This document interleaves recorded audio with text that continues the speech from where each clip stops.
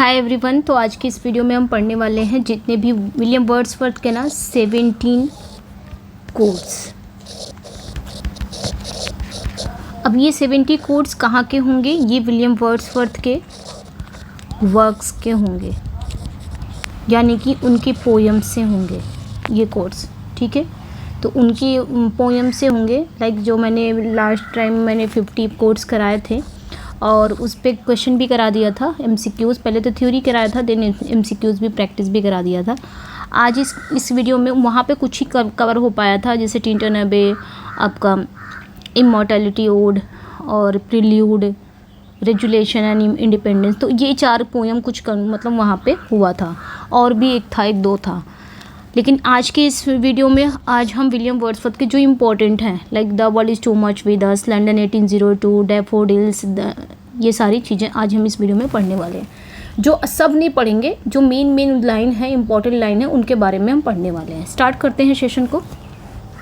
First time watch कर रहे हो तो चैनल को सब्सक्राइब कर लो, ठीक है। एंड वीडियो अच्छी लग रही हो तो वीडियो को लाइक भी और शेयर भी। तो स्टार्ट करते हैं विलियम वर्ड्सवर्थ की पोयम की कुछ कोट्स। अब पहले हम इसकी थ्योरी पढ़ लेंगे, आज इसकी थ्योरी पढ़ लेते हैं, देन उसके बाद कुछ टाइम के बाद हम इसकी प्रैक्टिस भी कर लेंगे, ठीक है। तो तीनों का जब हो जाएगा, एक बार तीनों राइटर का हो जाएगा, 50-50 और ले लेंगे, तब उसके बाद फिर हम क्वेश्चन इसका कर लेंगे। तो सबसे पहले देखेंगे the world is too much with us की जो बहुत इंपॉर्टेंट लाइन है। The world is too much with us, late and soon, getting and spending, we lay waste our parts. यहाँ पे एक्सप्लेनेशन भी दे दिया गया ताकि आपको PDF मिले तो आप इजीली इसको पढ़ सकते हो। ये ओपनिंग लाइन है, ठीक है। The world is too much with अस, ये ओपनिंग लाइन है। यहाँ पे इन्होंने जो वर्ल्ड की बात किया है ना, ये दुनिया का मतलब क्या? भौतिकवादी दुनिया, व्यवसायिक दुनिया से है। और यहाँ पे इन्होंने गेटिंग एंड स्पेंडिंग की बात किया है। गेटिंग एंड स्पेंडिंग मतलब कमाना और खर्च करना। तो सीधे तौर पर इन्होंने किसकी बात की है? जो कंज्यूमरिज्म है, यानी कि उपभोक्तावाद की ओर इशारा करते हैं। तो वर्ड्सवर्थ यहाँ पे तर्क देते हैं कि जो भौतिक धन है, ठीक है, भौतिक धन पर ये मतलब यहाँ पे वो बताते हैं जो भौतिक धन है, ये जो भौतिक धन पे हमारा जो ध्यान है, निरंतर हम लगे हैं कमाने और खर्च करने में, ये क्या कर रहा है? इसकी वजह से हम अपने आध्यात्मिक और भावनात्मक शक्तियों को नष्ट कर रहे हैं, यानी कि नेचर से हम दूर जा रहे हैं। तो इन लाइनों में इन्होंने बताया है, ठीक है।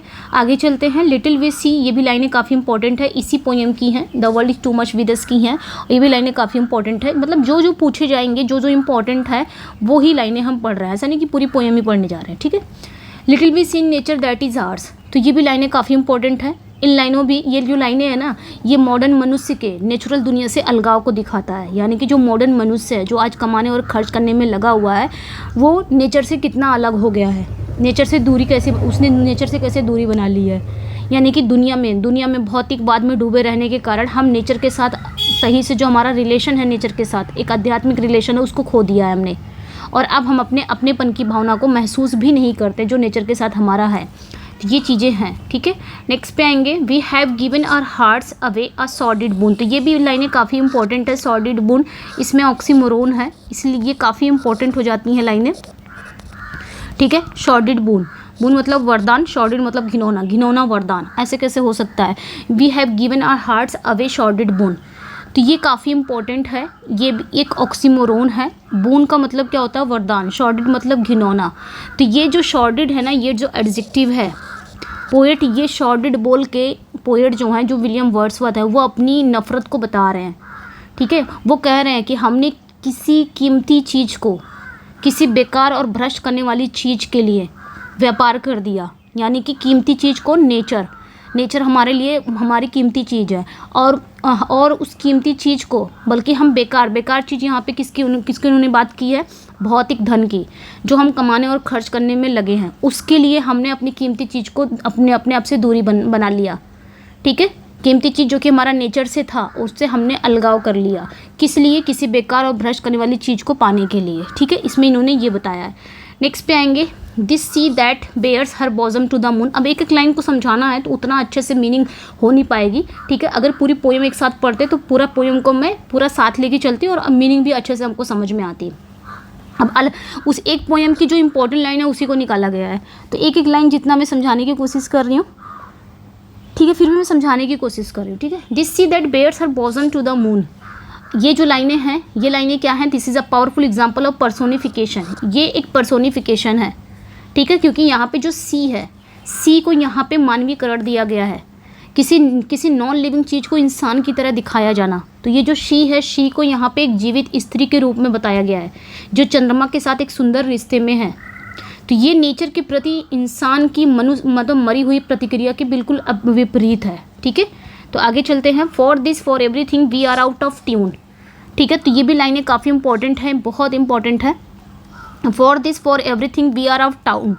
ठीक है, इसके लिए मतलब इन सभी चीज़ों के लिए ये लाइन ना एक यूँ बोलो कि प्रॉब्लम का सॉल्यूशन है, यानी कि जो मानवता है वो अब नेचुरल दुनिया से एकदम अलग हो गया है।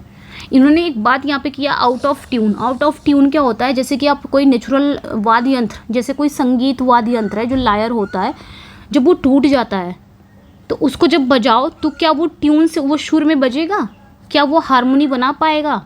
नहीं ना। तो उसी तरह इसी का यूज़ विलियम वर्ड्सवर्थ ने इस पोयम में किया कि उसी तरह इंसान का जो ध्यान है वो कहाँ चला गया है, भौतिकवादी दुनिया में चला गया है, और इंसान ने अपना जो रिश्ता है नेचर से उसको एकदम तोड़ लिया है। तो कहाँ से सुर में बैठेगा वो, उसकी जो हारमोनी है, सामंजस्य नहीं बैठ पा रहा है। ठीक है, यानी कि इंसान का जो नेचर से रिश्ता है वो सामंजस्य नहीं बैठ पा रहा है। ठीक है, तो इन्होंने आउट ऑफ ट्यून यहाँ पे बेसुरा एक संगीत से इन्होंने जोड़ा शब्द है। जब कोई वाद्य यंत्र, यानी कि जब कोई लायर से हम बजाते हैं ना संगीत, जब कोई वाद्य यंत्र आउट ऑफ ट्यून होता है तो वो संगीत के साथ हारमोनी नहीं बना पाता है ना। यही तो वर्ड्सवर्थ भी इसी फ्रेज का यूज़ करके ये कहने के लिए कर रहे हैं कि मॉडर्न मनुष्य भी नेचर के साथ अपना जो हारमोनी है वो खो चुका है। अब नेचर को संगीत को महसूस मतलब हम नेचर के संगीत को महसूस नहीं कर पाते हैं। क्यों नहीं कर पाते? क्योंकि हम नेचर से पूरी तरह से कट गए हैं। हमारा जो नेचर से जो हारमोनी है, जो सामंजस्य है, वो नहीं बैठ पा रहा है। तो यहाँ पे इन्होंने आउट ऑफ ट्यून करके समझाया है। तो ये चीज़ें ध्यान रखनी है। ओके, नेक्स्ट पे आएंगे। यहाँ पे भी है, great God I had rather be a pagan suckled in creed outworn. तो ये भी काफ़ी अच्छी लाइनें हैं। तो दिस इज़ द ओल्टा, यानी कि टर्न इन द सोनेट। ये सोनेट में टर्न होता है, ये वोल्टा है जहाँ सोनेट में एक टर्न आता है। The speaker expresses the desperate wish, जहाँ पे स्पीकर अपने डिस्परेट विश को एक्सप्रेस करता है। He would rather be a pagan, कि काश वो पैगन होता। ठीक है, इसको समझते हैं। मतलब यहाँ पे पोयम में वर्ड्सवर्थ कहते हैं कि वो मॉडर्न भौतिकवादी होने के बजाय एक पैगन बनना पसंद करेंगे। पैगन मतलब मूर्ति पूजक। और जो अक्रीड आउट वॉन मतलब क्या होता है? आउट वॉर्न मतलब क्या होता है? घिसी पिटी या पुरानी पड़ चुकी आस्था, ठीक है, में पला बड़ा हो। तो जो मैं मतलब वो कह रहे हैं कि मैं भौतिकवादी नहीं बनना चाहता, बल्कि मैं एक पेगन बनना चाहता हूँ। वो पेगन जो एक घिसी पिटी या पुरानी पड़ चुकी आस्था में पला बड़ा हो। यहाँ पे क्रीड आउट वॉर्न का मतलब क्या हुआ? जो प्राचीन मूर्ति पूजक मान्यताएं होती थी, जैसे ग्रीक पौराणिक कथाएं से, जहाँ लोग नेचर के हर एलिमेंट में, यानी कि नेचर के हर तत्व में देवताओं को देखते थे, जैसे समुद्र में ट्राइटन का। तो वर्ड्सवर्थ का मानना है ये पुरानी मान्यताएं भी नेचर के साथ एक गहरा रिलेशन प्रदान करती हैं। ठीक है, तो ये ध्यान रखना है, काफ़ी इंपॉर्टेंट था वो। नेक्स्ट पे आएंगे, have sight of Proteus rising from the sea or hear old Triton blow his wreathed horn. तो ये भी काफ़ी इंपॉर्टेंट है। ठीक है, तो these lines contain allusions to Greek mythology. Proteus and Triton are, ये दोनों क्या है? सी गॉड है। यहाँ पे इन्होंने प्रोटियस और ट्राइटन के बारे में बात किया है ना। तो ये प्रोटियस और ट्राइटन क्या है? सी गॉड है। By wishing them the speaker expresses longing for a world view where nature is seen as a live divine and filled with mysterious power unlike the mechanistic view of his time. तो यहाँ पे ये क्या कह रहे हैं? इन लाइनों में पोएट कहते हैं कि मैं मतलब एक पेगन बनना पसंद करूँगा, ताकि पेगन बनना इसलिए पसंद करूँगा ताकि मुझे ऐसी झलकियाँ देखने को मिले जो मेरी उदासी को कम कर दे। ये झलकियाँ क्या होंगी? समुद्र से निकलते हुए प्रोटियस की होंगी। प्रोटियस मतलब शंख बजाते हुए पुराने ट्राइटन की होंगी। ठीक है, यानी कि ये झलकियाँ किसकी होंगी? समुद्र से निकलते प्रोटियस की होगी या शंख बजाते हुए पुराने ट्राइटन की होंगी। तो ये दोनों जो फिगर हैं, जो पौराणिक माइथोलॉजिकल फिगर हैं, उन्हें देखना नेचर के साथ एक गहरे और एक स्पिरिचुअल रिलेशन का प्रतीक है, जो पोएट की उदासी को दूर कर देगा। ठीक है, तो ये ध्यान रखना है, मतलब वो देखना पसंद करेंगे। सॉलिटरी रीपर से लाइन आ गई है, ये आपके सॉलिटरी रीपर की लाइन है और ओपनिंग लाइन है, behold her single in the field yon solitary highland lass. Behold मतलब देखना, ठीक है, उसे देखो, यानी कि देखो, यहीं से शुरुआत विलियम वर्ड्सवर्थ करते हैं। सिंगल इन द फील्ड, जो खेतों में अकेली है।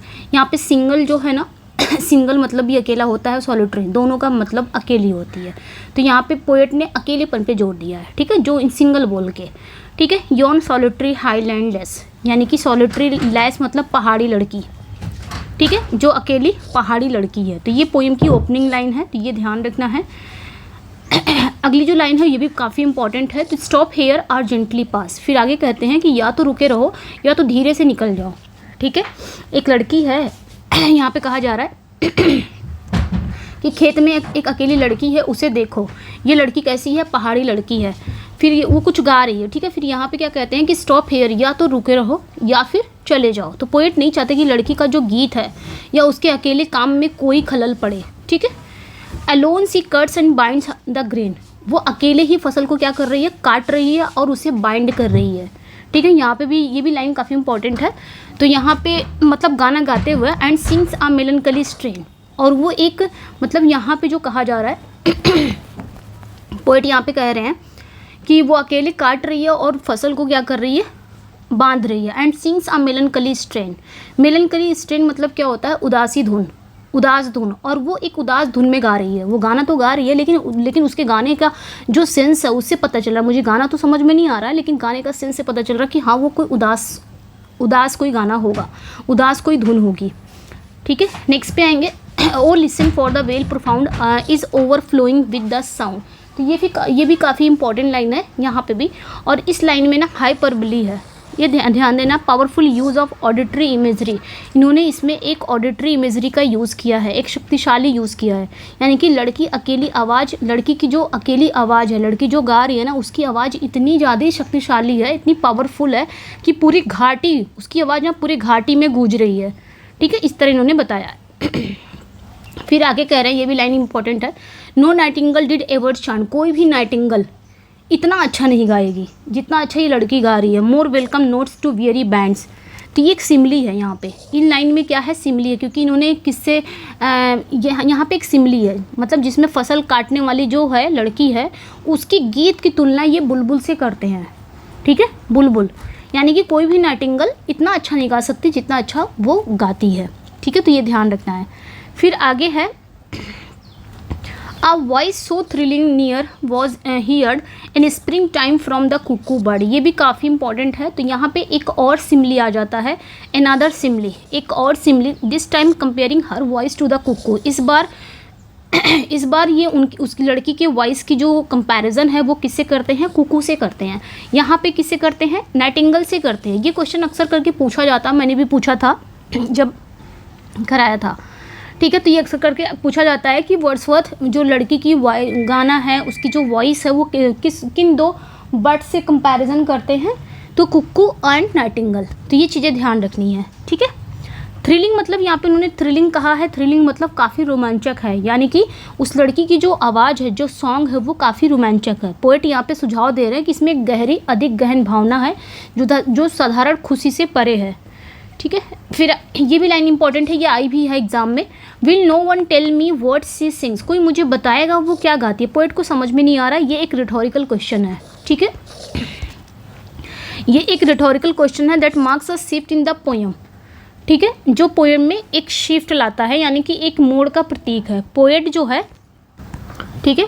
तो ये ध्यान देना है, ये पोएम में एक मोड़ का प्रतीक है। पोएट यहाँ पे जो गीत है ना वो गेलिक, यानी कि जो गीत है वो गेलिक शब्दों में, मतलब गेलिक में है, स्कॉटिश में है, जो पोएट नहीं समझ पा रहे हैं, ठीक है। इसलिए वो पूछ रहे हैं कि कोई मुझे बताएगा वो क्या गा रही है, क्योंकि जो सॉन्ग है वो गेलिक में है, यानी कि स्कॉटिश वर्ड्स में है, जो पोएट नहीं समझ पा रहे हैं। पर have the plaintiff number flow for old unhappy for of things and battle long ago, ठीक है। अब ये जो लाइनें हैं, ये भी the speaker speculates on the theme of the song, he imagine it could be about the historical sorrow, legendary battles and universal human suffering. मतलब समझ तो नहीं पा रहे हैं, लेकिन उस सॉन्ग के विषय के बारे में वो अनुमान लगाने जा रहे हैं, मतलब अनुमान लगाने लग जा रहे हैं। उस गीत को समझ नहीं पा रहे हैं एक्चुअल में वो गा क्या रही है, लेकिन उसके सेंस से वो समझ वो कल्पना करते हैं, वो अनुमान लगाते हैं, गेस करते हैं कि शायद ये जो गाना है ना, शायद कोई हिस्टोरिकल दुख होगा, या फिर कोई लेजेंडरी बैटल्स के बारे में होगा, या कोई यूनिवर्सल ह्यूमन सफरिंग के बारे में हो सकता है ये गाना। ठीक है, आगे चलते हैं। The music in my heart I bore long after it was heard no more. ठीक है, ये कंक्लूडिंग कपलेट की लाइन है, तो ये ध्यान रखना है वर्ड्सवर्थ। ये लास्ट लाइन है, इमोशन रिकलेक्टेड इन ट्रैंक्विलिटी, यानी कि शांति में। वर्ड्सवर्थ ने कहा था ना, प्रीफेस टू लिटिल बैलेट्स में कहा था ना, पोइट्री की परिभाषा दिया था, तो इमोशन रिकलेक्टेड इन ट्रैंक्विलिटी यानी कि शांत में याद की गई भावना का एक एग्जाम्पल है। ठीक है, तो ये ध्यान रखना है। The music in my heart I bore, वो जो संगीत है वो मेरे दिल में बना रहा, मैंने अपने दिल में उसको रख लिया। Long after it was heard no more, जब मैं उसको नहीं सुनता, यानी कि जितना मैं दूर जा रहा हूँ वो संगीत मेरे कानों में गूंज रहा है, वो गाना मेरे कानों में गूंज रहा है। अब आ जाता है I wander lonely as a cloud. ये भी काफ़ी इंपॉर्टेंट है, तो इसका भी देख लेते हैं, काफ़ी इंपॉर्टेंट है। ठीक है, तो daffodil, I wander lonely as a cloud या डैफोडिल, इस पोएम का नाम है डैफोडिल। ठीक है, और इस डैफोडिल की पहली लाइन है, ये ओपनिंग लाइन है, I wander lonely as a cloud, और इस लाइन में ना सिमली है, जो पोएम इसी लाइन से शुरू होती है। The speaker loneliness is not depicted as sad but as free. ठीक है, लॉनली लेस मतलब यहाँ पे नहीं कि स्पीकर मतलब सैड है, सैड नहीं है, बल्कि वो स्वतंत्र है, फ्री है। तो वही कह रहा है कि मैं अकेला घूम रहा हूँ, और कैसे घूम रहा हूँ, जैसे बादल, ठीक बादल की तरह, जो बादल भी अपने लैंडस्केप पर क्या कर रहा है, ड्रिफ्टिंग कर रहा है, तैर रहा है, ठीक उसी तरह मैं भी अकेला घूम रहा हूँ। ठीक है, तो ये लाइनें काफ़ी इंपॉर्टेंट है, ध्यान रखना है। When all at once I saw a crowd, a host of golden daffodils. When all at once, तभी मैंने एक क्राउड को देखा, एक भीड़ को देखा। क्राउड मतलब क्या होता है, भीड़।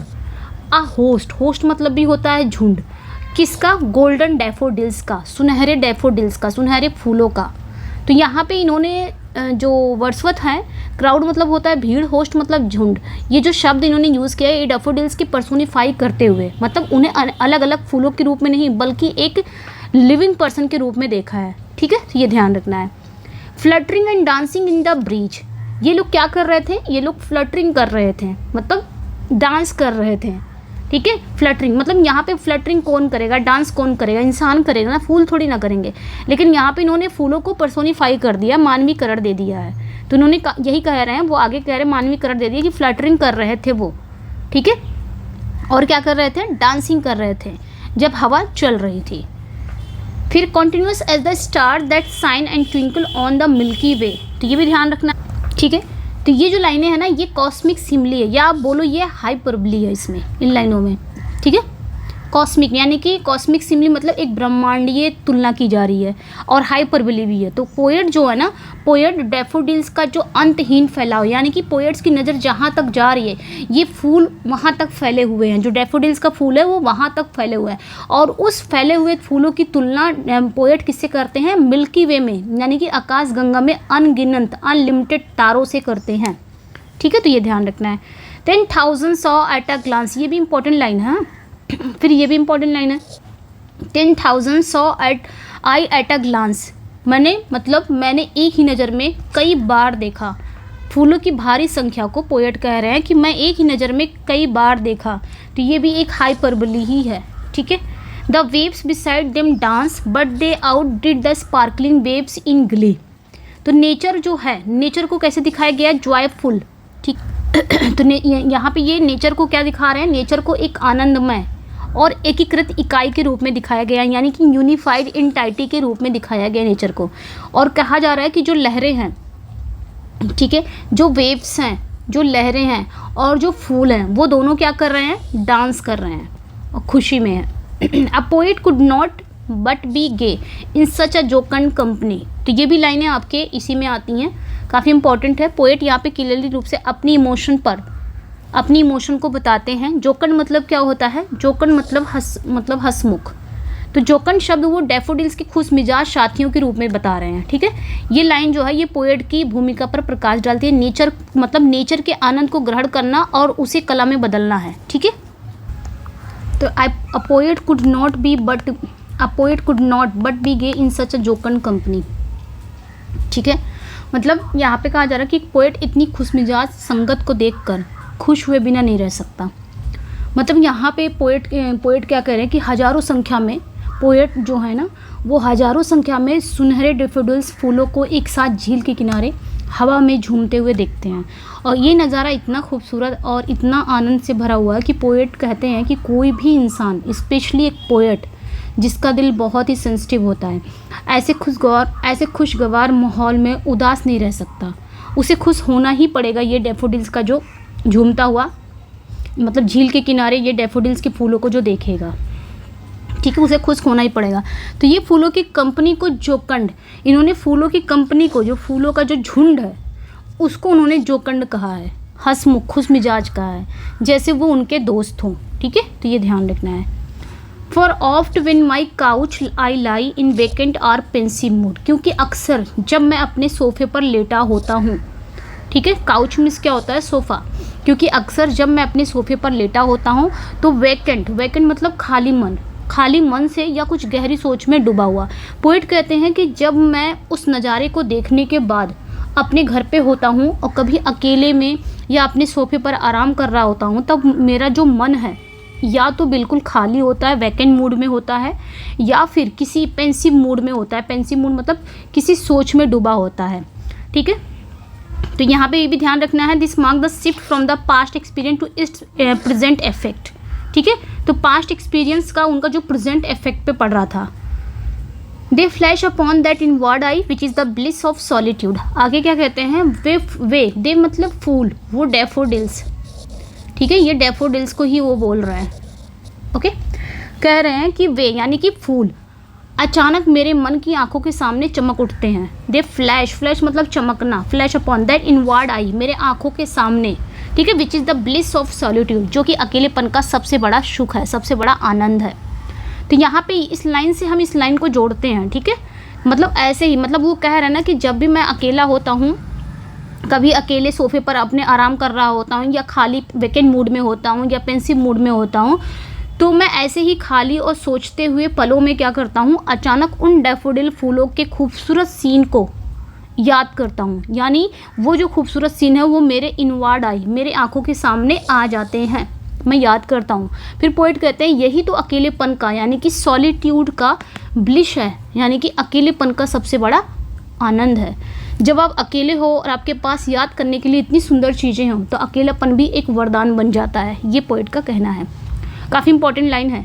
And then my heart with pleasure fills and danced with the daffodils, और तब मेरा दिल खुशी से भर जाता है। Then my heart with pleasure fills, किससे, खुशी से मेरा दिल जो है वो भर जाता है। डांस विद द डैफोडिल्स, और मैं उन डैफोडिल फूलों के साथ नाचने लग जाता हूँ। तो जैसे ही मैं वो याद को, मतलब मेरे मन में जैसे ही वो यादें आ जाती हैं डैफोडिल्स की, मेरा जो सारा खालीपन है, मेरा जो उदासी है वो दूर हो जाती है। मेरा दिल ना एकदम परम आनंद पर पहुँच जाता है, खुशी से भर जाता है, और मेरा मन भी कल्पना में उन फूलों की तरह ही झूमने और नाचने लगता है, इमेजिनेशन में। तो इसका गहरा मतलब ये है कि नेचर की सुंदरता हमें सिर्फ उसी पल खुशी नहीं देती, बल्कि उसकी यादें हमें जीवन भर हमें खुशी देती हैं, ये कहने का मतलब है। तो ये concludes by showing the final effect of the memory. ठीक है, तो ये कुछ इंपॉर्टेंट लाइन थी इसकी। पूरी लाइन तो लिया नहीं गया है, जो इंपॉर्टेंट लाइन है, जहाँ से उम्मीद है, एक्सपेक्टेशन है कि हाँ ये इंपॉर्टेंट लाइन है, यहाँ से आ सकता है, वही लिया गया है।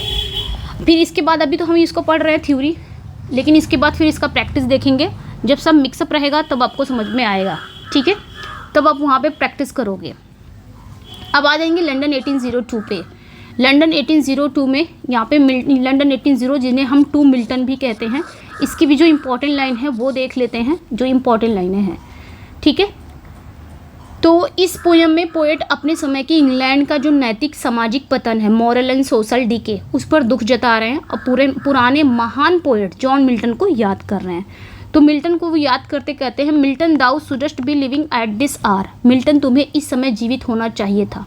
तो पोएट यहाँ पे सीधे सीधे इंग्लैंड के एक पुराने और ग्रेट पोएट जॉन मिल्टन को एड्रेस कर रहे हैं। तो ये एक पावरफुल एपोस्ट्रॉफी है। ये जो लाइनें हैं ना, ये फिगर ऑफ स्पीच, इसमें क्या है, एपोस्ट्रॉफी है। ठीक है, तो ये ध्यान रखना है। मिल्टन को क्यों याद कर रहे हैं, क्योंकि मिल्टन अपनी हिम्मत, अपने सिद्धांत और अपने महान राइटिंग के लिए जाने जाते थे।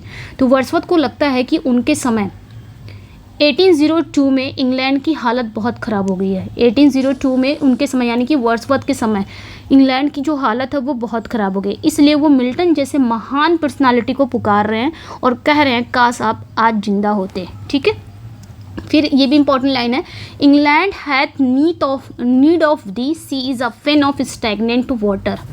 फिर आगे क्या कह रहे हैं, इंग्लैंड को तुम्हारी ज़रूरत है। यहाँ पे वो मिल्टन को पुकार रहे हैं, फिर कह रहे हैं कि आओ मिल्टन, इंग्लैंड को किसकी ज़रूरत है, तुम्हारी ज़रूरत है। सी यहाँ पे किसे बोला गया है, इंग्लैंड को, ठीक है, ये ध्यान रखना है। तो इंग्लैंड को तुम्हारी ज़रूरत है, वो England, she is a fen of stagnant water. Stagnant water मतलब रुका हुआ पानी, गंदा पानी, दलदल, तो वह क्या बन गया है, फेन, फेन मतलब दलदल, वो क्या बन गया है, वो रुके हुए गंदे पानी का एक दलदल बन गई है। कौन, इंग्लैंड, सी। तो पोएट कहते हैं कि इंग्लैंड को मिल्टन जैसे गाइड की सख्त ज़रूरत है। इस समय इंग्लैंड को ना मिल्टन जैसे गाइड की सख्त ज़रूरत, क्योंकि वर्ड्सवर्थ के अनुसार इंग्लैंड क्या बन गया है, इंग्लैंड एक फेन यानी कि दलदल बन गया है, एक फेन बन गया है, दलदल बन गया है, जिसमें स्टैगनेंट वाटर्स यानी कि दलदल किसे कहा जाता है, जहाँ पानी ठहरा हो, जहाँ पानी ठहरेगा तो वो बहेगा नहीं, तो वो उसमें कीड़े मकोड़े आएंगे, सड़ता हुआ पानी हो जाएगा। तो इसका मतलब इंग्लैंड का जो समाज है, अब यहाँ पे एक्चुअल वहाँ का पानी नहीं सड़ रहा था, एक्चुअल कहने का मतलब ये है, ये तो लिटरल मीनिंग मैंने बता दिया, इसका डीप मीनिंग यही है कि इंग्लैंड का जो समाज था, जो उसकी नैतिकता थी, जो उसकी स्पिरिचुअलिटी थी, वो रुक गई। लोग कैसे हो गए, स्वार्थी हो गए, देश में कोई प्रगति नहीं, कोई अच्छाई नहीं बची थी, सब कुछ सड़ रहा है। सब कुछ सड़ने का मतलब यही, ठीक है, तो ये ध्यान रखना है, ये एक मेटाफर है, अपने ध्यान रखना है, ठीक है, इंग्लैंड के स्टेट को बता रहा है। आगे कहते हैं, ये भी लाइन इंपॉर्टेंट है, तो ये भी लाइनें लिया है। आगे कहते हैं, altar sword and pen fireside the heroic wealth of hall and bower, ठीक है, बोअर। फिर आगे भी है लाइनें, have forfeited their ancient English dower of inward happiness. दोनों लाइनें एक ही जैसे, मतलब एक ही साथ है दोनों लाइनें, लेकिन अलग अलग ले लिया है। तो ये जो लाइनें हैं ना, यहाँ पे क्या कहा जा रहा है कि ऑल्टर, ऑल्टर मतलब वेदी, वेदी का मतलब होता है धर्म यानी कि रिलीजन। शोर्ड मतलब तलवार, तलवार मीन्स सेना, ये तो इसका लिटरल मीनिंग में बता रही हूँ, शोर्ड मतलब तलवार, लेकिन उसका डीप मीनिंग हो जाएगा सेना। पेन, पेन मतलब कलम यानी कि लिटरेचर, लिटरेचर।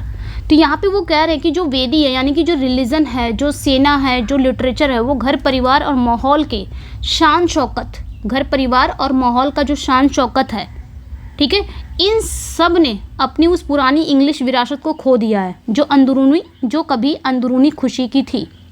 तो पोएट यहाँ पे बताते हैं कि समाज के हर हिस्से का पतन हो चुका है, इंग्लैंड वाकई में सड़ रहा है, क्योंकि फिर आगे वो बताते हैं कि समाज के, इंग्लैंड में जो समाज चल रहा है, समाज का हर हिस्से का पतन हो रहा है, चाहे वो धर्म हो गया, ऑल्टर हो गया, वेदी यानी कि धर्म और चर्च जो अब भ्रष्ट हो चुके हैं, चाहे वो शोर्ड हो गया, तलवार यानी कि सेना, सेना और राष्ट्र की जो शक्ति है, अब जिसने अपना गौरव खो दिया है, मतलब सेना और राष्ट्र में भी अब वो गौरव नहीं रह गया, उसने खो दिया।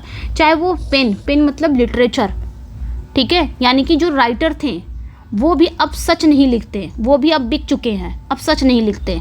फिर आगे कहते हैं फायर शाइड, फायर शाइड मतलब होता है घर परिवार, ठीक है, फायर शाइड मतलब घर परिवार यानी कि जो पारिवारिक जीवन की पवित्रता और सुख भी खो चुका है। फिर उसके बाद है hall and bower, hall and bower मतलब महल और कुंज यानी कि अमीर और शासक वर्ग, इन सब, ये सब क्या हो चुके हैं, इन सब में पतन आ चुका है।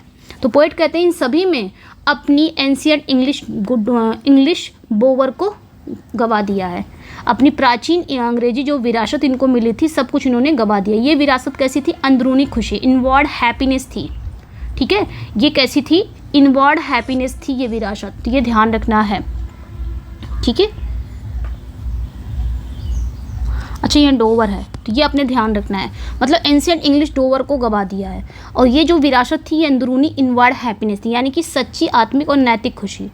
अब लोगों के पास क्या रह गया है, इन सब का पतन हो चुका। अब लोगों के पास सिर्फ बाहरी धन दौलत तो हो सकती है, लेकिन उसके मन में शांति और सच्चा सुख नहीं बचा है। सब लोग स्वार्थी हो चुके हैं, सब लोग कैसे हो चुके हैं, भौतिकवादी हो चुके हैं। तो मैंने यहाँ पे दोनों लाइन को समझा दिया एक ही में लेके, क्योंकि दोनों लाइन एक ही थी। आगे चलते हैं, ये भी लाइन इंपॉर्टेंट है और ये तो आप जानते ही हो कितना वेरी वेरी इंपॉर्टेंट है, ठीक है, ये भी इंपॉर्टेंट है। उसके बाद आ जाएंगे नेक्स्ट पे, ये भी लाइन समझ लेते हैं।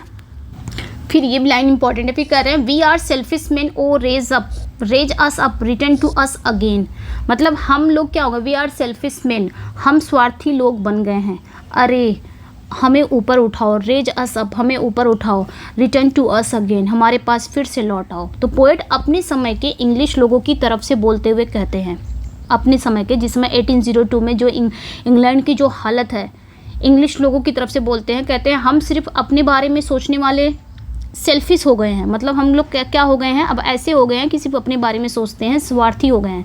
हमारे अंदर से अच्छाई और महानता क्या हो गई है, ख़त्म हो गई है। फिर वो मिल्टन से यहाँ पे इन्वोक करते हैं, प्रार्थना करते हैं, कहते हैं आप वापस आकर हमें इस नैतिक पतन से बाहर निकालो, हमें एक बेहतर इंसान बनाओ, रेज अस अप, यानी कि आओ हमें बाहर निकालो, हमें एक बेहतर इंसान बनाओ। तो ये ध्यान रखना है आपने, एक direct and damning criticism of his contemporaries. फिर ये लाइन भी इंपॉर्टेंट है, thy soul was like a star and dwelt apart, तुम्हारी आत्मा एक सितारे की तरह थी और सबसे अलग रहती थी। तो यहाँ पोएट मिल्टन की महानता के बारे में बताते हैं कि मिल्टन क्या थे। वे कहते हैं कि मिल्टन की जो आत्मा थी ना, वो एक सितारे की तरह थी, जो बहुत ऊंचा, शुद्ध, चमकदार और आम दुनिया की छोटी मोटी बातों से बहुत दूर होता था। मिल्टन दुनिया की भीड़ और भ्रष्टाचार से अलग अपने सिद्धांतों पर अडिग रहते थे, वो होने नहीं देते थे। तो ये एक सिमली है, ये ध्यान रखना है बच्चे, ठीक है। फिर ये भी लाइनें काफ़ी इंपॉर्टेंट है, thou hadst a voice whose sound like a sea, तुम्हारी एक ऐसी आवाज़ थी जिसकी जो साउंड है वो समुद्र की तरह थी। यहाँ पे आवाज़ का मतलब मिल्टन की पोइट्री और उनके लिखे हुए जो शब्द हैं। आवाज़ ये थोड़ी ना, मिल्टन दहाड़ थोड़ी ना रहते, उनकी जो पोइट्री थी, जो वो लिखते थे, लिख के दहाड़ते थे, तो आवाज़ का मतलब वही हुआ, ठीक है।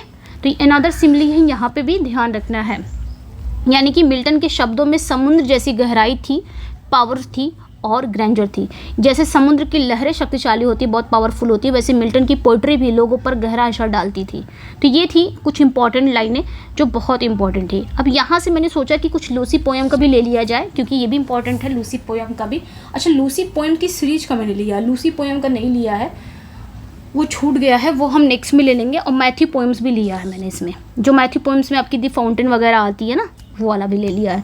और लूसी पोएम सीरीज है, इसमें 5 पोएम्स हैं, और मैथ्यू पोएम जो सीरीज़ है इसमें 4 पोएम्स हैं, मैंने बताया था, ठीक है। तो इनका देख लेते हैं, ये भी इम्पॉर्टेंट है, काफ़ी इम्पॉर्टेंट है। तो यहाँ पे सबसे पहला देखेंगे, 3 years she grew in sun and shower, ठीक है। ये पोएम पहली पोएम है लूसी पोएम की, 3 years she grew in sun and shower। तो इसकी फर्स्ट लाइन भी यही है, 3 years she grew in sun and shower, this opening suggest a natural organic process of growth. तो यहाँ पे हम देखेंगे, यानी कि ये पोएम की फर्स्ट लाइन है, 3 years she grew in sun and shower, मतलब 3 साल तक वह धूप और बारिश में बड़ी हुई, ठीक है। आगे की लाइनें भी है, देन नेचर, आगे की लाइन होगी, अच्छा इसको भी ले लेते हैं, then nature said a lovelier flower on earth was never sown. ये भी इंपॉर्टेंट लाइन है, ये पूरी लाइन एक ही साथ है, शोन तक है, ठीक है। यहाँ से ये दोनों लाइन यहाँ से इतनी इंपॉर्टेंट है, ठीक है। और छोटा कर देती हूँ ताकि मैं एक ही साथ दोनों को पढ़ा दूँ। 3 years she grew in sun and shower, 3 साल तक वह धूप और बारिश में बड़ी हुई, सन एंड शावर में बड़ी हुई। फिर देन नेचर शेड, तब नेचर ने कहा, अ लवलियर फ्लावर, इससे ज़्यादा प्यारा फूल, ठीक है, on earth was never shown, धरती पर कभी नहीं बोया गया। तो ये पोएम मतलब पोएम की शुरुआत में बताया गया कि लूसी नाम की एक बच्ची 3 साल तक नेचर की गोद में धूप और बारिश सहते हुए बड़ी हुई। वो इतनी सुंदर और प्यारी थी कि खुद नेचर ने भी उसे देखा और फैसला किया कि इससे सुंदर फूल, यानी यहाँ लूसी के लिए कहा गया है, यहाँ पे ये लवलियर फ्लावर यहाँ पे लूसी को कहा गया है, ठीक है, कि इससे सुंदर फूल यानी कि लूसी आज तक धरती पर पैदा नहीं हुआ। यहाँ नेचर को एक माँ या यूँ बोलो एक देवी की तरह दिखाया गया जो बोल सकती है। Nature is a personified as a, ये ध्यान रखना है, ठीक है। फिर आगे की लाइन देख लेते हैं, ये भी काफ़ी इंपॉर्टेंट है line, she shall be sportive as the fawn, वह हिरन के बच्चे की तरह चंचल और बहुत ही, हिरन के बच्चे की तरह बहुत ही चंचल है, बहुत ही दौड़ती भागती है। तो यहाँ पे जो ये भी एक सिमली है, क्योंकि यहाँ पे कंपैरिजन हुई है हिरन के बच्चे से। तो यहाँ पे नेचर जो है ना वो फैसला करती है कि वो जो लूसी है ना, वो लूसी को खुद पालेगी और उसे अपनी सारी खूबियाँ देगी। नेचर कहती है कि लूसी हिरन के बच्चे, फॉन मतलब हिरन के बच्चे, तो लूसी कहती है, मतलब यहाँ पे नेचर कहती है कि लूसी है ना वो हिरन के बच्चे की तरह वर्सटाइल होगी, स्पॉटिव होगी, यानी कि वर्सटाइल होगी, यानी कि ऊर्जा से भरपूर होगी, चंचल होगी, मासूम होगी, ठीक है। तो ये भी लाइनें काफ़ी इंपॉर्टेंट है, आई है। आगे की लाइनें देखेंगे, and hers shall be the breathing balm and hers the silence and the calm of mute insensate things. फिर आगे क्या कहती हैं कि and hers shall be the breathing balm, और उसे मरहम जैसा सुकून देने वाली शक्ति मिलेगी। And hers the silence and the calm, और उसे शांत निर्जीव चीज़ों से म्यूट इनसेंसेट थिंग्स, और उसे शांत जैसे निर्जीव चीज़ जैसे खामोशी और शांति मिलेगी। तो नेचर आगे कहती है, इसमें नेचर माँ है, माँ के रूप में लूसी को पाल रही है, वो लूसी के बारे में बोलती है। फिर नेचर कहती है कि लूसी की जो प्रेजेंस है ना, लूसी की प्रेजेंस में सुकून देने वाला एहसास होगा, ब्रीदिंग बाम होगा, यानी कि सुकून देने वाला एहसास होगा, जैसे कोई मरहम हो जो आराम पहुंचाता है। साथ ही उसे नेचर की उन चीज़ों से भी गुण मिलेंगे जो बोलती नहीं है, यानी कि जो म्यूट इनसेंसेट थिंग्स हैं, जैसे पत्थर, चट्टानें, शांत आसमान, इन सब से भी लूसी को गुण मिलेंगे। ठीक है, तो ये ध्यान रखना है। मतलब उनसे लूसी की जो गहरी खामोशी है, जो साइलेंस है, जो काम मिलेगा, हर चीज़ मिलेगी। भले वो लोग कुछ नहीं करते हैं, पत्थर क्या है, पत्थर चुपचाप रहेगा, तो वो शांति मिलेगी उनको लूसी से। वो सिर्फ चंचल ही नहीं बल्कि शांत और गहरी भी होगी। मतलब वो नेचर में पलेगी तो नेचर की तरह ही सीखेगी हर चीज़ को। फिर आगे यहाँ पे क्या बात हो रही है, Thus nature spake, the work was done, how soon my Lucy race was run। तो ये भी इंपॉर्टेंट लाइन है। इस तरह नेचर ने कहा, Thus nature spake, इस तरह नेचर ने कहा, the work was done, काम पूरा हो गया, how soon my Lucy race was run। ठीक है, कि कितनी जल्दी मेरी लूसी की जीवन यात्रा समाप्त हो गई। तो ये पोइट्री की सबसे ट्रेजिक अंत है, लास्ट लाइन है। पोइट कहते हैं कि नेचर ने लूसी को एक आदर्श बच्ची बनाने का अपना काम पूरा कर लिया, लेकिन जैसे ही लूसी एक आदर्श और पूरी तरह से एक रचना बनी, उसकी डेथ हो गई। रेस वॉज रन मतलब क्या होता है, उसका जीवन खत्म हो गया। तो पोएट को इस बात का गहरा दुख है कि उसकी प्यारी लूसी इतनी जल्दी दुनिया से चली गई। तो ये था लूसी से। ठीक है, ये ध्यान रखना है, ये लूसी से था। 3 years she grew in sun and shower से था। अब आ जाते हैं हम किस पे, a slumber did my spirit seal. ये दूसरी पोयम है लूसी सीरीज की, सेकंड पोयम है। तो इसकी भी देख लेते हैं। एक और लूसी पोयम है, ये भी बहुत छोटी है लेकिन बहुत गहरी पोयम है, डीप पोयम है, जो लूसी के डेथ पर पोएट के एहसास को दिखाती है। क्या कहते हैं, a slumber did my spirit seal, I had no human fears. मेरी गहरी नींद ने मेरी आत्मा को बंद कर दिया, मुझे इंसानों वाले कोई डर नहीं थे। तो पोएट यहाँ पे slumber is a metaphor for state of blissful ignorance of naive idealism. तो ये ध्यान रखना है, पोएट यहाँ पे अपनी पुरानी स्टेट को याद कर रहे हैं जब लूसी जिंदा थी। वो कहते हैं कि उस समय वह एक तरह की गहरी नींद या बेहोशी, स्लम्बर मतलब होता है बेहोशी, गहरी नींद या स्लम्बर में थे, जिसने उनकी आत्मा को सील कर दिया था, यानी कि सच्चाई से दूर रखा था। वह लूसी से इतना प्यार करते थे कि उन्हें ख्याल नहीं था, मतलब ख्याल ही नहीं आता था कि लूसी को कुछ हो सकता है। उन्हें ह्यूमन फियर्स नहीं थे, जैसे कि बुढ़ापा। ह्यूमन फियर्स क्या होता है, ह्यूमन फियर जैसे कि बुढ़ापा, बीमारी, डेथ।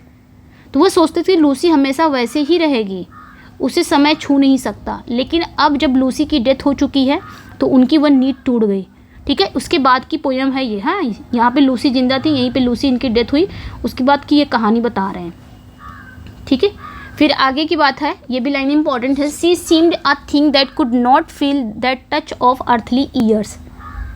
आगे क्या कहते हैं, ये भी काफ़ी इंपॉर्टेंट लाइन है। She seemed a thing that could not feel, मतलब वो एक ऐसी चीज़ लगती है दैट टच अर्थली ईयर, जो संसारिक वर्षों के स्पर्श को महसूस नहीं कर सकती। मतलब यहाँ पे पोएट क्या कह रहे हैं, पोएट उस भ्रम या स्लम्बर मतलब गहरी नींद, बेहोशी जिसका, पोएट उस भ्रम या गहरी नींद के बारे में बता रहे हैं जिसमें वो लूसी के जीवित रहते हुए थे। ठीक है, यानी कि जब लूसी जिंदा थी तो वो समझ लो कि वो ये समझते थे कि लूसी को कुछ नहीं होगा। तो उन्हें ऐसा लगता था कि लूसी कोई साधारण इंसान नहीं है, बल्कि एक ऐसी अलौकिक चीज़ है जिस पर समय, उम्र या दुनिया की कोई भी चीज़ कोई असर नहीं हो सकता। वो उसे हमेशा अमर समझते थे, किसे, लूसी को। फिर आगे लाइन है, no motion has she now, no force she neither hears nor sees. अब उसमें कोई हरकत नहीं है, ना कोई शक्ति है, ना तो वो सुनती है ना ही वो देखती है। तो यहाँ पे पोएट का सबसे मार्मिक और गहरा पार्ट है। ठीक है, अब लूसी की डेथ के बाद पोएट की जो नींद है वो टूट चुकी है, वो सच्चाई को देख रहे हैं। अब लूसी में कोई जीवन नहीं है, ना ही कोई मोशन है। ठीक है, ना कोई गति है, ना कोई फोर्स है, ना कोई शक्ति है। वो कुछ भी महसूस नहीं कर सकती, ना सुन सकती, ना देख सकती है। लेकिन वो ख़त्म नहीं हुई है। ठीक है, लेकिन वो क्या है, ख़त्म नहीं हुई है, वो नेचर का एक पार्ट बन गई है। पोएट ये कह रहे हैं, वो भी पृथ्वी के साथ साथ उस क्या बोल सकते हैं, दैनिक गति, यानी कि 24 घंटे का चक्कर में घूम रही है, ऐसा पोएट कह रहे हैं। आगे चलेंगे, यहाँ तक बता दिया मैंने line. Rolled round the earth, फिर diurnal course with rocks and stones and trees, ये मैंने पूरा बता दिया, ठीक है। मतलब यहाँ पे पोएट कह रहे हैं वो ख़त्म नहीं हुई है, मतलब लूसी मरी नहीं है, बल्कि नेचर का वो पार्ट बन गई है, और पृथ्वी के साथ साथ वो दैनिक गति, डायरनल कोर्स मतलब दैनिक गति, यानी कि 24 घंटे का जो चक्कर है उसमें घूम रही है। वो अब चट्टानों, पत्थरों, पेड़ों की तरह निर्जीव नहीं है, बल्कि ब्रह्मांड के चक्कर का एक पार्ट बन गई है, ठीक है। तो ये ध्यान रखना है। मैथ्यू पोएम्स की बात अगर हम करेंगे, ओके, एक मिनट, यहाँ पे छूट गया है क्या, मुझे लग रहा और भी मैंने लिया था, 2 ही पोएम हुआ ना, 3 पोएम अभी थी इसमें, या तो इसमें नीचे आ गई होगी, आई थिंक शायद नीचे हो। चलो मैथ्यू पोएम का जो आ गया उसी को पढ़ लेते हैं, छूटना नहीं चाहिए, मैंने सब लिया था इसमें।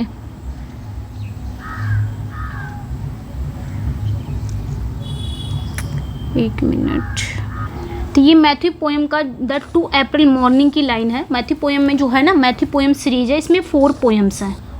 मैंने बताया था इसका कौन कौन से पोएम्स थे। एक आपका तो मैथ्यू पोएम्स है, एक आपका मैथ्यू ही है, दूसरा आपका क्या है, द 2 अप्रैल मॉर्निंग्स है, ये दूसरे नंबर पे है। दूसरा आपका मैथ्यू है, और नहीं, पहला आपका मैथ्यू है, दूसरा आपका द 2 अप्रैल मॉर्निंग्स है, और तीसरी कौन सी पोएम है, द फाउंटेन है। तीसरी कौन सी है, द फाउंटेन, फाउंटेन है। और चौथी कौन सी है, एड्रेस, वो थोड़ी बड़ी है, एड्रेस टू द स्कॉलर्स, ठीक है, स्कॉलर्स ऑफ द विलेज। तो ये 4 पोएम्स आपको मिलेंगी इसमें, ऑफ द विलेज स्कूल, ठीक है। यानी कि पहली मैथ्यू, फिर दूसरा द 2 अप्रैल मॉर्निंग्स, तीसरा द फाउंटेन, चौथी address to the scholars of the village school. तो ये 4 पोएम्स हैं मैथ्यू पोएम की सीरीज में। तो सबसे पहले 2 अप्रैल मॉर्निंग का देखते हैं क्या है, ठीक है।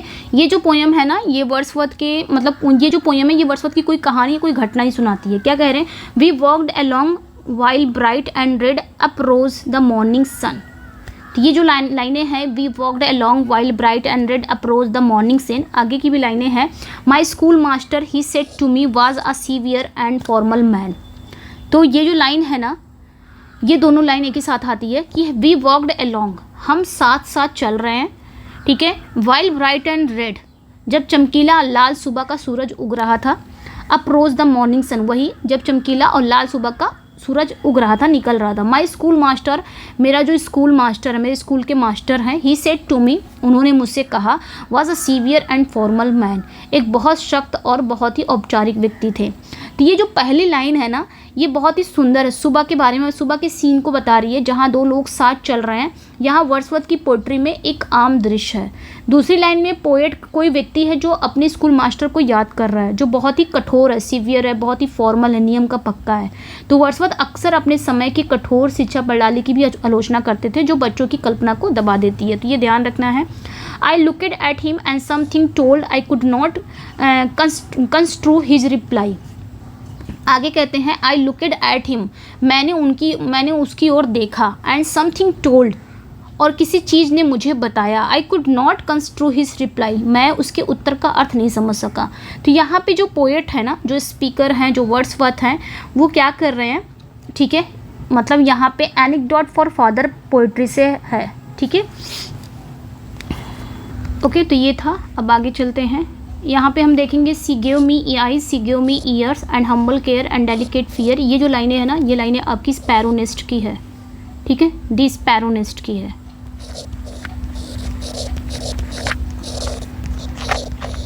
नेस्ट की है, दी स्पैरो नेस्ट की है, ये ध्यान रखना, इंपॉर्टेंट लाइन है ये। फाउंटेन से देख लेते हैं, कुछ इंपॉर्टेंट लाइन है दी फाउंटेन से, ओके। कहा जा रहा है दी फाउंटेन से, अगर हम देखेंगे इसमें इंपॉर्टेंट लाइन है, this fairs still it still in our decay and at the wiser mind mourns less for what age takes away than what it leaves behind, ठीक है। तो ये एक की फिलोसफिकल स्टेटमेंट है फ्रॉम मैथ्यू। हालांकि सब जगह मैथ्यू ही है, क्योंकि मैथ्यू सीरीज है तो सब जगह मैथ्यू नाम जरूर आएगा, जैसे लूसी सीरीज है ना तो लूसी नाम आता है, ठीक है। तो यहाँ पे ये जो लाइनें हैं ना 10 फियर्स, ये जो लाइनें मतलब यहाँ पे क्या 10 fares is still our decay, यानी कि हमारे पतन में ऐसा ही होता है। डीके यहाँ पे पतन किसके बारे में बात हो रही है, बुढ़ापे के बारे में बात हो रही है, ठीक है। यानी कि हमारा जो पतन होता है बुढ़ापे में ऐसा ही होता है। और फिर भी and at the wiser mind mourns less for the what is takes away, और फिर भी एक बुद्धिमान मन इस बात पर कम शोक करता है कि then what it leaves behind, कि उम्र क्या छीन लेती है बजाय इसके कि वो क्या पीछे छोड़ जाती है। ये काफ़ी फिलोसफिकल स्टेटमेंट है। पोएट कहते हैं कि जब हम बूढ़े होते हैं, यानी कि हमारा डिके होता है, हम बूढ़े होते हैं, तो समझदार व्यक्ति इस बात पर कम दुखी होता है कि उम्र ने उससे क्या क्या छीन लिया, जैसे कि जवानी, ताकत, सुंदरता। उम्र ने उससे क्या क्या छीना, लाइक जवानी, ताकत, सुंदरता।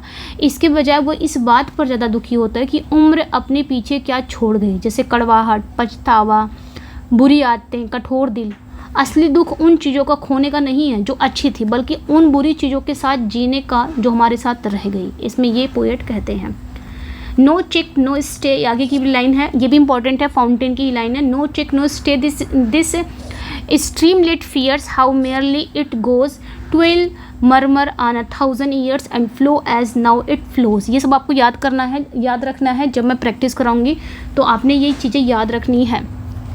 तो ये लाइनें भी आपके फाउंटेन की लाइनें हैं, मैथ्यू के बारे में बताया जा रहा है। No check no stay this streamlet fears, ये नदी मतलब ये छोटी नदी ना किसी रोक से है, हाउ मेयरली इट गोज़, ना किसी ठहराव से डरती है, 12 मरमर 1,000 ईयर्स, ये कितनी खुशी से बहती है, ये हज़ारों साल तक ऐसे ही गुनगुनाते रहती है, मरमर रहती है। And flow as now it flows, और वैसे ही बहेगी जैसे अब बह रही है।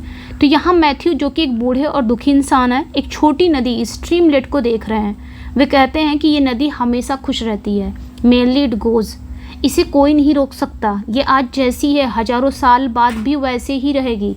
इसके अपोजिट इंसान जीवन दुखों से भरा है। इंसान का जो जीवन है ना, इसके अगर हम विपरीत देखें तो इंसानी जो जीवन है ना वो दुखों से भरा हुआ है, और एक दिन ख़त्म भी हो जाता है इंसानी जीवन। तो मैथ्यू यहाँ पे नेचर की इस हमेशा रहने वाली खुशी की तुलना इंसानी जीवन के छोटे से दुख से करते हैं, ठीक है। तो ये ध्यान रखना है, तुलना कर रहे हैं, एक सिमिली है यहाँ पे भी। फिर आगे ये भी लाइनें आपके फाउंटेन की ही है। The black bird amid leafy trees, the lark above the hill, let loose their carols when they please are quiet when they will. तो ब्लैक बर्ड मतलब एक चिड़िया, हरे भरे पेड़ों के बीच लार्क यहाँ पे एक और चिड़िया का इन्होंने नाम लिया है। ब्लैक बर्ड भी एक बर्ड का नाम लिया है, यहाँ लार्क भी एक पक्षी है जो पहाड़ी के ऊपर जब चाहते हैं तब अपना गीत गाते हैं लोग, जब चाहते हैं तब चुप हो जाते हैं। तो यहाँ पे भी मैथ्यू जो है वो नेचर की आज़ादी की बात कर रहे हैं। वो कहते हैं कि जो बर्ड्स होती है ना वो अपनी मर्जी की मालिक हैं, उनका जो मन मतलब जब उनका मन करता है ना वो खुशी से गाते हैं, जब उनका मन करता है जो वो खुशी से गाते हैं, और जब मन करता है वो शांत हो जाते हैं। मतलब उन पर कोई भी सामाजिक दबाव या दुख का बोझ नहीं है। और इसके अपोजिट देखो इंसानों का जो जीवन है, इंसानों को अक्सर अपनी भावनाएं छिपाने पड़ती हैं, अपने इमोशंस छुपाने पड़ते हैं, या वो अपने दुखों की वजह से आज़ाद महसूस नहीं कर पाते हैं। तो इंसानी जीवन काफ़ी मतलब वो नेचर और इंसानी जीवन से कंपैरिजन करके बता रहे हैं, ठीक है। Wordsworth and Matthew for thy children did I will be a son to thee. तो ये भी लाइनें आपकी उसी फाउंटेन की ही है। The young poet mood by Matthew grief makes a sincere and compassionate. तो यहाँ पे और मैथ्यू तुम्हारे मृत बच्चों के लिए मैं तुम्हारा बेटा बनूंगा। तो ये लाइनें भी आपने ध्यान रखना है, यहाँ पे वो बता रहे हैं, ठीक है। यहाँ पे जो वर्ड्सवर्थ अपने दोस्त मैथ्यू को यहाँ पे कंसोल देने की कोशिश कर रहे हैं जिनकी बेटी की डेथ हो चुकी है। तो पोएट भावुक होकर कहते हैं कि आप चिंता मत करो, मैं आपका बेटा बनकर आपकी देखभाल करूँगा, यहाँ पे वर्ड्सवर्थ कह रहे हैं। आ जाते हैं लिप्स अप पर, ठीक है, यानी कि माई हार्ट लिप्स पर यहाँ पे कट गया है क्या, ये खैर कोई नहीं, इसकी फुल लाइन यही है, माई हार्ट लिप्स अप, ठीक है। फुल टाइटल है माई हार्ट लीप्स अप।